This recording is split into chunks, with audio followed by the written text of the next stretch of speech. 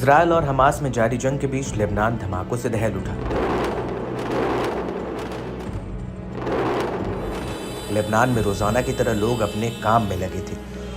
लोग बाजार में थे, ठेले से खरीदारी कर रहे थे तो कुछ लोग दुकानों पर सामान खरीद रहे थे। कुछ बसों में सफर कर रहे थे, तभी अचानक उनकी जेब में बम फटने लगे और एक के बाद एक हजारों लोगों की जेब में धमाका हुआ।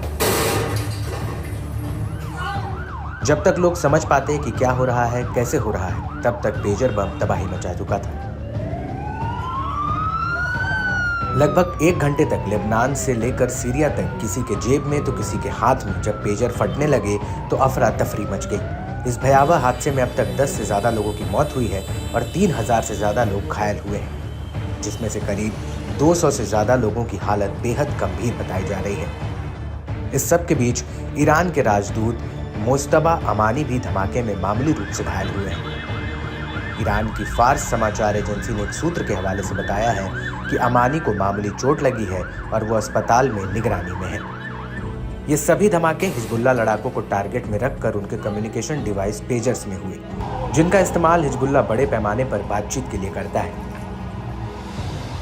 हालांकि लेबनान में आम जनता भी पेजर डिवाइसों का इस्तेमाल करती है, इसलिए आम लोग भी इन धमाकों की चपेट में आ गए। इन धमाकों के बाद से ऐसी कई रिपोर्ट सामने आई जो ये दावा कर रही हैं कि इजरायल की खुफिया एजेंसी मोसाद ने इन कम्युनिकेशन डिवाइस को हैक कर उसका कंट्रोल पूरी तरह से ले लिया और इस धमाके को अंजाम दिया। लेबनान में हुए इस धमाके ने मिडिल ईस्ट और पश्चिम में हालात को बेहद संवेदनशील और तनावपूर्ण कर दिया है। ऐसे में अमेरिका ने इस घटना पर अपना रुख साफ किया और कहा कि इस धमाके में उनका कोई हाथ नहीं है। अमेरिकी विदेश विभाग के प्रवक्ता मैथ्यू मिलर ने एक प्रेस कॉन्फ्रेंस में ये बात कही।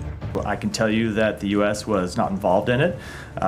The U.S. was not aware of this incident in advance, and at this point we're gathering information. And what information have you gathered so far? We'll continue to collect information. I don't have any public readout to give now, but we're collecting information in the same way that journalists are across the world to gather the facts about what might have happened. इस press conference के दौरान जब उनसे पूछा गया कि क्या America को लगता है कि इस घटना में इजरायल शामिल है, तो इसका जवाब देते हुए उन्होंने कहा कि इस बारे में हमारे पास किसी भी तरह का कोई आकलन नहीं है। इसके साथ ही मिलर ने ईरान को भी कहा कि वह किसी भी अस्थिरता का फायदा न उठाए। Do you have any indications that to doubt that it would be Israel that was behind the? I don't have any assessment to offer one way or other at this point. I've seen the reports. I don't want to speak to what the implications might be before a report is confirmed, but certainly, as is always the case, we would urge Iran not to take advantage of any incident, any instability, to try to add further instability and to further increase tensions in the region. That has been our message to Iran since October 7th. दूसरी तरफ Hezbollah इस हमले के लिए Israel को जिम्मेदार मानता है, लेकिन इजरायल ने इस पर अब कोई प्रतिक्रिया नहीं दी है। वहीं लेबनान सरकार ने आदेश जारी कर सभी लोगों को तुरंत पेजर फेंकने की अपील की है। इससे बहुत बड़ा सिक्योरिटी ब्रीच माना जा रहा है, क्योंकि पेजर एक ऐसी डिवाइस है जो किसी सॉफ्टवेयर से कनेक्ट नहीं होती है। इसे बाहर से ही ऑपरेट किया जा सकता है। दुनिया भर के टेक एक्सपर्ट्स हैरान हैं कि आखिर पेजर में ब्लास्ट कैसे हो गया।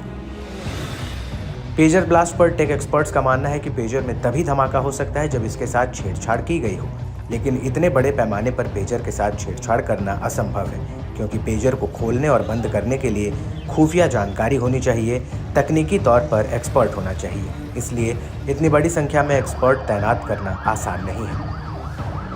फिलहाल लेबनान सरकार इस बात की जांच करा रही है कि आखिर इतने बड़े पैमाने पर पेजर में ब्लास्ट कैसे हो गया।